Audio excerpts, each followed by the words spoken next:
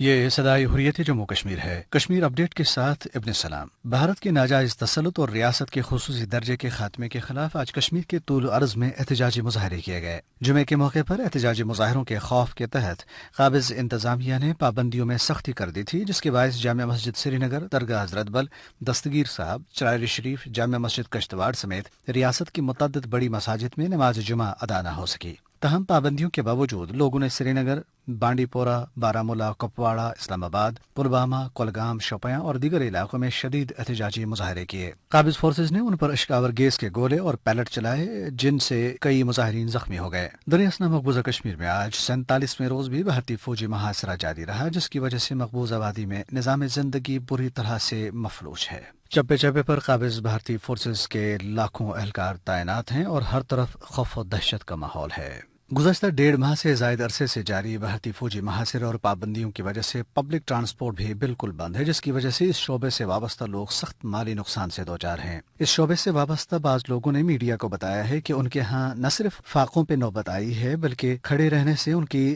لاکھوں روپے مالیت کی گاڑیوں کو بھی نقصان پہنچ رہا ہے۔ کشمیری سکھ اور ان کے ہمدرد اتوار کو ہیوسٹن ٹیکساس میں نریندر مودی کی ریلی کے موقع پر بڑے پیمانے پر بھارت مخالف احتجاجی مظاہرے کریں گے۔ امریکہ میں مختلف شعبہ زندگی سے تعلق رکھنے والے لوگ بھی شرکت کریں گے۔ اپ ڈیٹ ختم ہوا۔ بھارتی فورسز کے 47 روزہ محاصرے کی وجہ سے مقبوضہ کشمیر ایک وسیع عریض جیل اور تعذیب خانے کا منظر پیش کر رہا ہے۔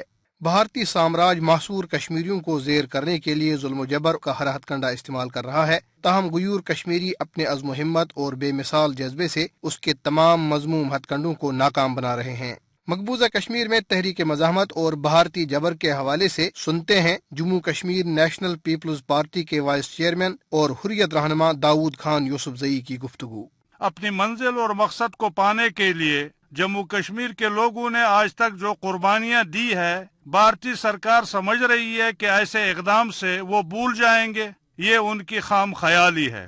ان سب اقدام کے باوجود کشمیریوں کے حوصلے بلند ہیں اور جب بھی موقع مل جاتا ہے پورے جذبے کے ساتھ ہمارے جوان سڑکوں پر آ کر اپنی آزادی کے لیے بھرپور مظاہرے کرتے ہیں۔ پاکستان کا بچہ بچہ اور ساری عوام نے جس طرح کشمیریوں کے ساتھ یکجہتی کا مظاہرہ کیا ہے وہ قابل دید ہے، اور انشاءاللہ بھارتی ہتھ کنڈے فیل ہو جائیں گے اور خود بھارت ہی اس کا نشانہ بن کر رہے گا۔